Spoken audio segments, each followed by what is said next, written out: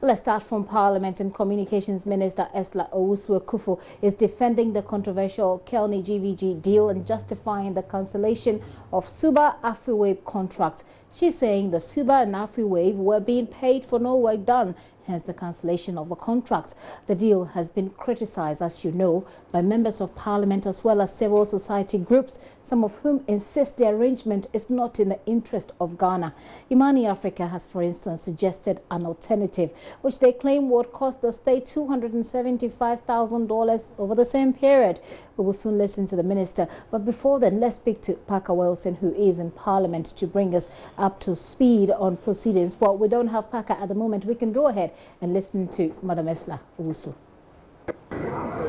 Those who were earning large sums of money for virtually no work will be unhappy with the collapse of their lucrative business and will fight back. Their tentacles run deep. It is not in the interest of the telecoms multinationals and local business concerns for government to have this visibility of their transactions. What do they have to hide? We are not paying for no work done. Neither the NCA nor the GRA currently has the capability of providing the service and have indicated so. The CMP will provide real-time monitoring of all traffic volumes on all networks, as has never happened before. It is currently conducting anti-fraud testing as envisaged. The Network Operations Center has been set up, connected and equipped with hardware and software. Everything is ready for all operators to be connected, and they were notified on 11th May 2018. They have 1 month from this date to connect, failing which the requisite sanctions will be applied in accordance with the law. Training of NCA and GRA personnel is ongoing. A team just returned from training in Zaragoza, Spain. All deliverables and timelines under the contract have been met to date. Fact: no NCA board member has resigned because of this contract. Fact: there is no 10-year contract worth $178 million. There is a 5-year, $89 million contract, which may be renewed subject to stated conditions being fulfilled. This is far better than the $150 million plus we paid for the past 5 years for very little value. Fact: Kelni GVG is not a foreign company. It is a joint venture between a Ghanaian company registered in 1995 with experience in electrical engineering, IT solutions and systems, in addition to other business interests, and GVG, which has 20 years experience in telecoms revenue assurance and IT solutions. They do have a website, and their office is in Laboni, not Osu or Kokumemle. Fact: several telecoms companies operating in Ghana have been fined and face challenges in some countries they operate in. That doesn't make them fraudulent or disreputable companies. GVG has also experienced some challenges. They currently operate in Rwanda and Uganda, among other countries, and have been chosen to establish the roaming and traffic exchange platform across Africa. GVG is providing this service for the Smart Africa, the 24 countries in the Smart Africa initiative. This is the company that we are so busy vilifying and demonizing here. There has been absolutely no corruption or underhand dealings in this transaction. I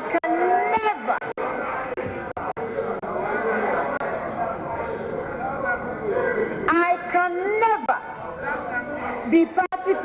such conduct, as I value my reputation and the reputation of the government which serves the good people of Ghana.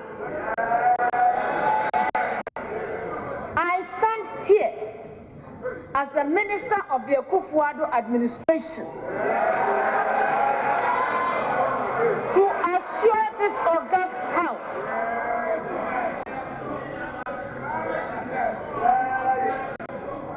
I stand here as a minister of the Akufo-Addo administration to assure this august house that I believe this is the best deal we could have got. Mr. Speaker, as I indicated earlier, Vodafone and Glo are currently in the process of connecting physically to the Comm platform. I expect the others to do so shortly. Their deadline for final connection, and I'm reminding them, is 11 June 2018. And failure or refusal to do so will result in the imposition of the specified sanctions.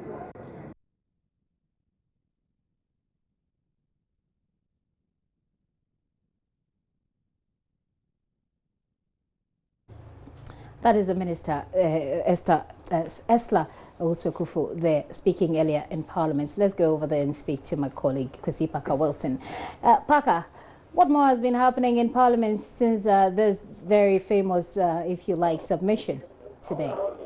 Well, Gifty, the Minister responsible for communication, Madam Esla Owusu-Ekufo, has been setting the record straight according to the majority. Now, what she's saying is that Kelni GVG, Kelni company is a local company, a local entity, but then GVG is actually a foreign company. So, joint venture between the two companies, and that is why they awarded a contract to them. Again, she disputed the fact that they have paid $7 million to the company for no work done.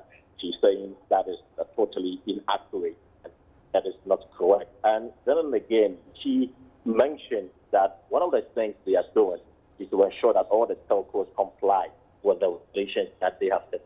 Any telco or whoever refuses to comply with the decision that they are talking about or implementation, they will sanction these individuals. So these are some of the things that she has been talking about today. Yeah. And again, she mentioned that if you look at the comparison between Subah and the Afriwave vis-a-vis what the present government is doing, that is Kelni GVG, clearly they are saving the country a lot more money. Right, Parker, that part we just listened, but there have been a number of reactions following that speech from the, if you like, the submission from the minister in Parliament. What are some of the members on the floor saying?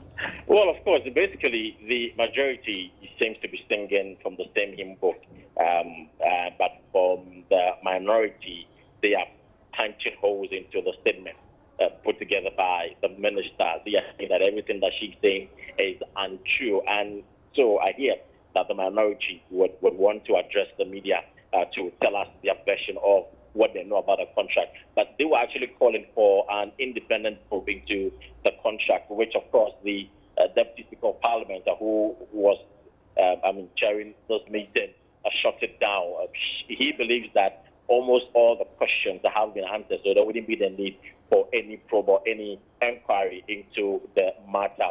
What he's saying is that they are done, and that if anybody has issues, of course, they can go ahead and raise concerns about it. But for them, they believe that Madam Esla Owusu clearly made justice to the issue, so they are satisfied. But clearly, with the minority, they are not satisfied with the statement from the minister. Which we saw, and we'll be listening to that briefly shortly after I speak with you. But tell us what's happening at the moment. Well, at the moment, the RTI is at the second reading, so they are debating the RTI, but just stepped out to listen to the minister responsible for communication, Madam Esla Owusu, who was just reiterating the point that she has made, and also the concerns raised by the minority and the doubt they cast on her statement, which she said that they are being misled. They don't have credible information. That is why they are treading on that tangent. Parker, thank you so much for those updates, and we will be crossing over as and when it becomes necessary along the line. Parker Wilson there in Parliament for us. So some of the members of Parliament, indeed, like you heard Parker say, have been talking, and if you've been monitoring this platform, obviously we took it live, and so we got some of the responses from them. You had Member of Parliament, ABF Husseini, who is the ranking member on the Communications Committee, actually asking for a referral of that statement of the entire contract back to the committee. You have other members, including Sam George, also speaking. We can take some of those reactions on the back of the minister's submission today. Subah is in court. It's in court over the termination of his contract. Mr. Speaker, and until the matter has been acceptably resolved by the competent court of jurisdiction, you cannot step the court and in an indecent way go to award a contract to another company while the case is pending in court. Mr. Speaker, I want to question what is the motive in the indecent hurry to award the contract even before the legal process has been exhausted. Mr. Speaker, the minister in her presentation indicated that no company, even to date, including GVG Kelni, has, as we speak, undertaken any work because they have been able to connect to any of the devices of the various telcos to be able to gain access to their core data records. Mr. Speaker, the contract with GVG Kelni was consummated on the 27th of December last year. Mr. Speaker, provisions in the contract indicated that 30 days after the consummation of the contract, payment commenced. Mr. Speaker, as we speak, we are in the 5th month. GVG Kelni has been paid religiously for the 5 months without doing any act of work. It is clear that this particular agreement has a much wider scope.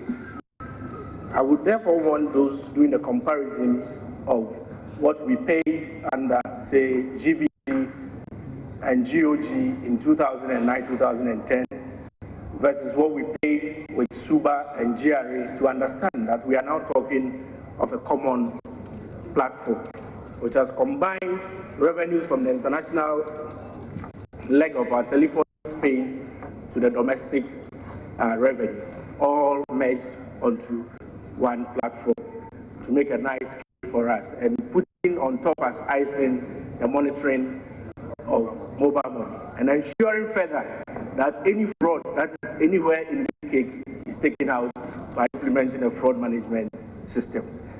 So it is not as simple as the systems that were implemented previously. Kelni GVG is not the same as GVG Haiti.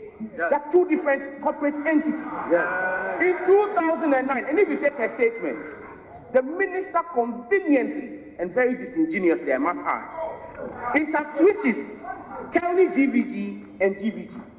Yes. When she speaks about the track record of the company that they are entering into this contract with, she cites the track record of GVG Haiti. This contract is not with GVG Haiti. This contract is with Kelni GVG. Right, Honorable Speaker, on page 3 of the minister's statement, I will read. They claimed they preferred the monitoring platform to be owned, and this is in the first paragraph, and managed by the regulator, the National Communications Authority. It is only in Ghana that the network operators feel they can dictate how the regulator regulates them. This is very rich coming from the minister, and I see the board chair of the NCA, who at the time that we tried to carry out a similar function was the chief lobbyist for the telcos and made the same claim that the minister today is saying is wrong. It will be interesting to know what the position of the NCA board chair, who at the time as chairman of the telecoms chamber, made this same argument. In fact, if you go on in her statement, she says that the telcos are misrepresenting the facts by saying that there will be breach of data. Well, the board chairman of the NCA today, under this government and under this minister, made similar claims. So we are only taking a leaf. We are only taking a leaf from those. Hold on. Yeah. So those are some of the reactions so far that came on the back of the minister's submission there. You heard from ABA Husseini's indecent hurry and then conflict. He also cites conflict of interest, and he speaks about the fact that GVG or Kelni GVG has been paid 5 months for no work done. And then we went to Opariansa, who's member of parliament for Subah, who went on and on about the scope of this contract, which he says is far above what the previous companies were providing. And then you heard Sam George speaking about some sort of attribution that he thinks aren't very correct. Let's give you a brief of the story so far, and we're going to roll over some graphics that we put together so we can explain to you, bring you up to speed on what we're talking about so far. Now, this is the $89 million contract which was signed between the Ministry of Communications and the Haitian ICT firm Kelni GVG in December 2017. And if you recall, one of the concerns raised by Subah George, member of parliament for Ningo Pram, was that the Kelni GVG is not the same as GVG, as the minister would have us believe in her speech. So he says that the minister refers to GVG Haiti's record instead of the Kelni GVG's record, which of course has been a part of the contention so far. Now, Kelni GVG is to monitor Ghanaian telecommunications companies and block suspected revenue leakages, as well as SIM-box fraud in the sector.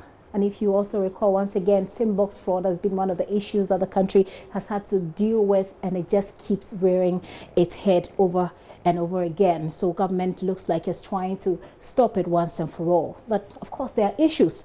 And one of them is also is that Subah and Afriwave were doing the revenue assurance for the telecommunications sector up until 2017, when the Ministry of Communication decided to engage Kelni/GVG for real-time monitoring. And once again goes back to Opariansa's submission on the floor of Parliament that the scope is way larger than what Subah and Afriwave were providing. He says that indeed the country cannot run away from the fact that the need to monitor revenue in the telecommunications industry exists, but the scope they're looking at this year is far bigger than what Subah and Afriwave were providing. Now back to the graphics, and says policy think tank Imani Africa is faulting the contracts, and it is claiming indeed that the company engaged is not credible.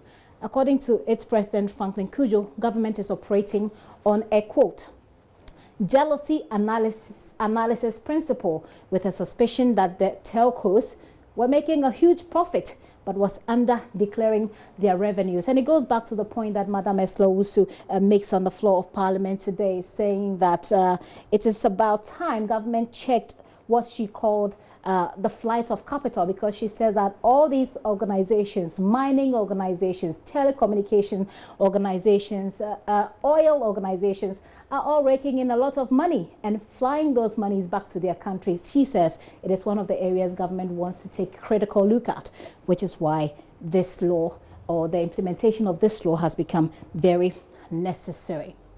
Now it says again that the Ghana Chamber of Telecommunications fears the contract may breach consumer data protection and privacy rules. And if you did listen to the minister, that is not the case, according to the ministry.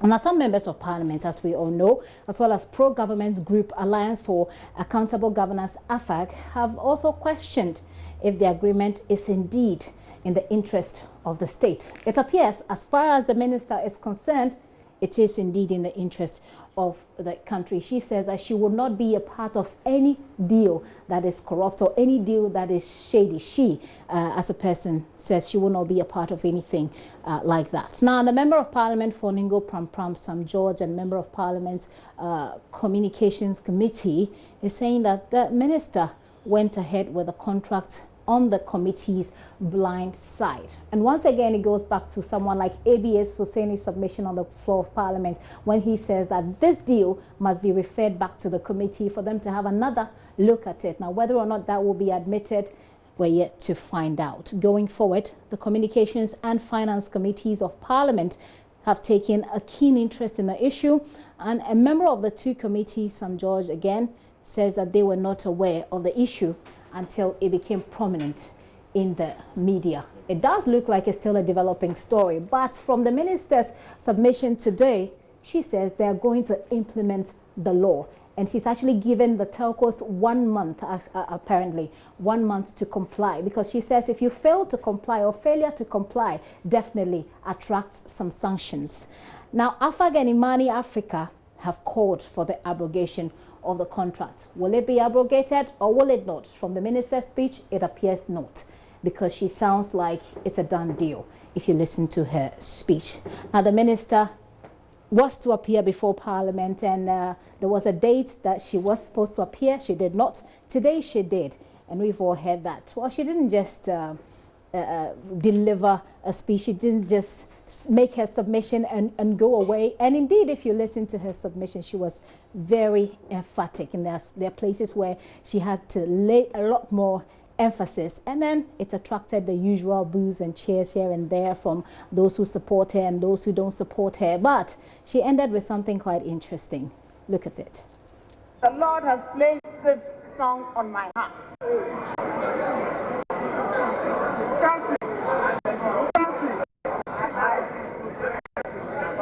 Who is on the Lord's side? Who is on the Lord's side? Who for him will go? By the call of mercy, by thy grace divine, we are on the Lord's side. Savior, we are thine. By thy call of mercy, by thy grace divine, we are on the Lord's side. Savior, we are thine. Exodus 32.